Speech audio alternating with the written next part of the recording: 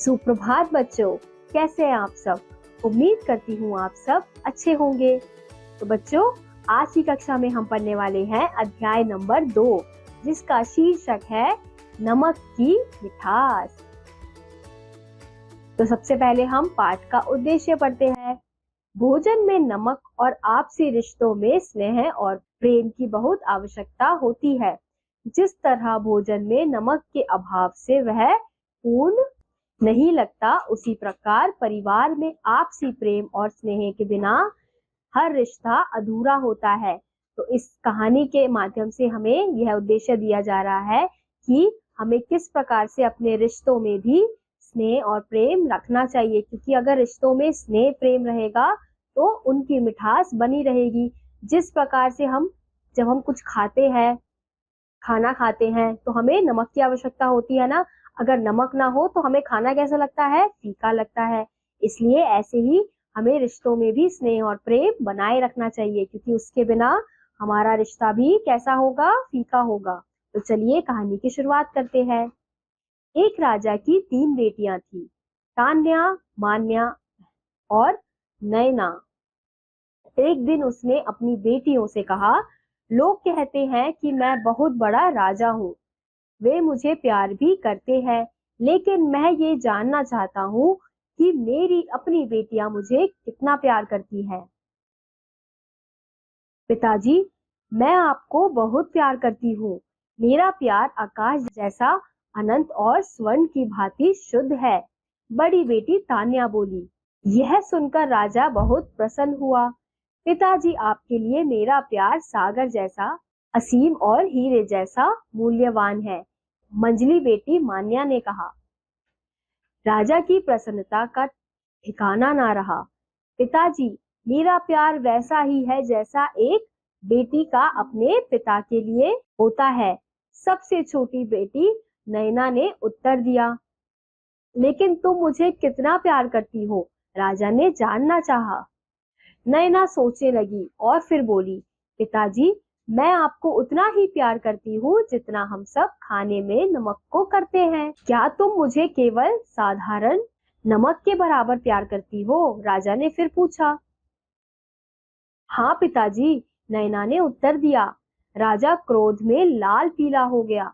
मुझे इस प्रकार अपमानित करने का फल तुम निश्चय ही भुगतोगी, वह बोला। उस दिन से राजा ने नैना से बात करना छोड़ दिया। वह उसकी ओर देखता तक नहीं था। समय बीतता गया। राजा ने तान्या और मान्या का विवाह राजघरों में करा दिया। जब नैना के विवाह की बारी आई तो उसने नैना का विवाह एक भिखारी से करा के उसे विदा कर दिया। इस प्रकार राजा ने अपने अपमान के बदले उसे दंडित किया, किंतु नैना ने अपना दंड बिना एक शब्द कहे हुए स्वीकार कर लिया। नैना सहनशील ही नहीं, बहादुर भी थी। उसने कठिनाई का सामना करने के लिए अपने आप को तैयार किया। सबसे पहले वह अपने पति के बारे में जानना चाहती थी। वह कौन था? पति ने बताया कि वह वास्तव में भिखारी नहीं था। वह इस शहर में नया था और काम ढूंढ रहा था। जब उसे कोई काम नहीं मिला तो लाचार होकर एक दिन भोजन के लिए भिक्षा मांगनी पड़ी। उसी समय राजा ने उसे बुलवा लिया। नवयुवक ने अपना नाम कौशल बतलाया। कौशल नैना को पत्नी के रूप में पाकर प्रसन्न था। दोनों शहर से बहुत दूर एक छोटी सी झोपड़ी में रहने लगे। नैना ने कुछ आभूषण पहने हुए थे। उसने अपने आभूषण बेच दिए और उन पैसों से एक नया जीवन आरंभ किया। कौशल ने थोड़ा सा खेत किराए पर ले लिया। वह उस पर खेती करने लगा। सौभाग्य से भरपूर फसल हुई। अब उसने थोड़े और खेत किराए पर ले लिए। उस पर भी अच्छी फसल हुई। इस प्रकार परिश्रम से काम करके धीरे धीरे कौशल ने अपनी खेती बहुत बढ़ा ली। कुछ वर्षों में ही कौशल ने ढेर सारा पैसा जमा कर लिया। इन पैसों से कौशल ने कुछ खेत खरीद लिए। धीरे धीरे कौशल और नैना धनी और संपन्न हो गए। कुछ समय बाद उन्होंने अपना मकान भी बनवा लिया, लेकिन अब भी वह संतुष्ट नहीं थे। उन्होंने अपना परिश्रम जारी रखा। कौशल ने अपने लिए एक बड़ा सा महल बनवाया और उसमें बड़े ठाट और आराम से रहने लगे। इस समय तक दोनों पति पत्नी समाज में सम्मान पाने लगे थे। समाज में उनकी स्थिति अच्छी हो गई थी। वे अपने घर पर शहर के प्रसिद्ध लोगों को निमंत्रित करने लगे थे। एक दिन नैना ने अपने पति से कहकर भोज का आयोजन करवाया। उसने अपने पिता को भी अपने यहाँ खाने पर निमंत्रित किया। राजा ने निमंत्रण स्वीकार कर लिया, लेकिन वह इस बात से अनजान था कि वह अपनी बेटी के यहाँ ही खाने पर जा रहा है। भोज बड़ा शानदार था। राजा समेत सारे अतिथि इस आयोजन में बड़े प्रभावित हुए। गृहपति और गृहिणी अपने अतिथियों की देखभाल सुंदर ढंग से कर रहे थे। जैसे नैना अपने पिता के नजदीक पहुंची, उसने अपना घूंघट नीचे कर लिया और उससे भोजन के लिए बैठने का आग्रह किया। राजा भोजन करने के लिए बैठ गया।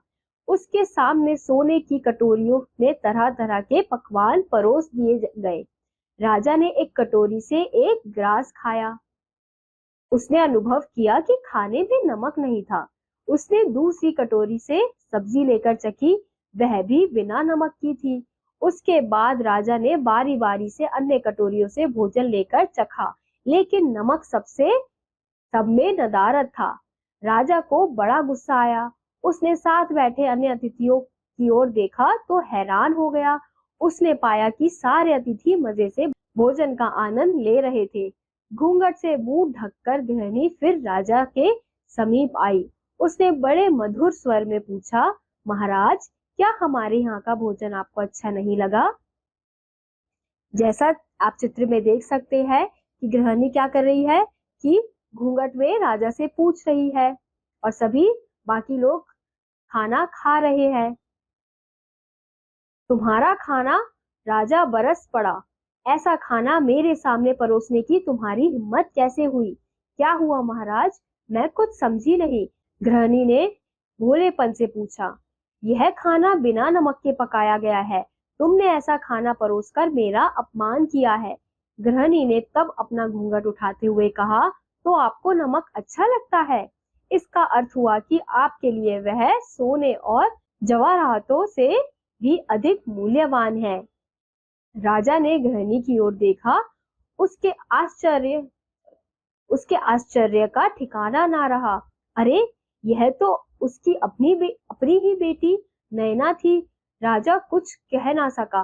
पहली बार उसने अनुभव किया कि आदमी के लिए यह साधारण नमक सोने जवाहरातों से अधिक कीमती है। कुछ वर्षों पहले की घटना उसे याद हो आई। मेरी बच्ची, राजा ने नैना से कहा, मेरी मूर्खता के लिए मुझे क्षमा कर दो। नैना खुशी से आंसू बहाती अपने पिता से लिपट गई। नैना से जैसा व्यवहार राजा ने किया था, उसके लिए वह लज्जित था। अब वह अपनी गलती को किसी प्रकार सुधारना चाहता था। उसने नैना और उसके पति को अपना सारा राज्य दे दिया। अब वे सब एक साथ आनंद पूर्वक रहने लगे। तो बच्चों, इस कहानी में हमने देखा कि किस प्रकार एक राजा ने अपनी 3 बेटियों से एक सवाल किया। सब ने उसके अलग अलग उत्तर दिए, पर जो नैना थी उसने क्या कहा कि मेरा प्यार आपके लिए नमक जैसा है। तो राजा को उस समय तो लगा कि नमक तो एक छोटा सा एक पदार्थ है, एक वस्तु है, तो उसके समान तो मुझे मानती हो। तो उसने उस चीज को कितने अच्छे तरीके से समझदारी से राजा को समझाया। तो लेकिन राजा ने क्या किया? राजा ने गुस्से में उसकी शादी गरीब से करा दी। लेकिन उसने अपने पति के साथ मेहनत करके उसने अपना एक महल बनाया और उस महल में अपने पिता को बुलाया और फिर पिता को वो बात समझाने के लिए उसने खाने में नमक नहीं डाला। तो जब उसके पिता ने राजा ने खाना खाया तो उसको समझ आया कि नमक का कितना मूल्य है। नमक का मूल्य हमारे लिए सोने के जो जेवर होते हैं उससे भी ज्यादा है, क्योंकि अगर खाने में नमक नहीं होगा तो खाने में स्वाद नहीं आएगा। तो इसलिए जो नैना है वो अपने पिता को ये समझाना चाहती थी। तो इसी के साथ आज का ये अध्याय यहीं समाप्त होता है। उम्मीद करती हूँ आपको ये अध्याय समझ आया होगा। मैं आपसे मिलूंगी अगली वीडियो में। तब तक के लिए बाय।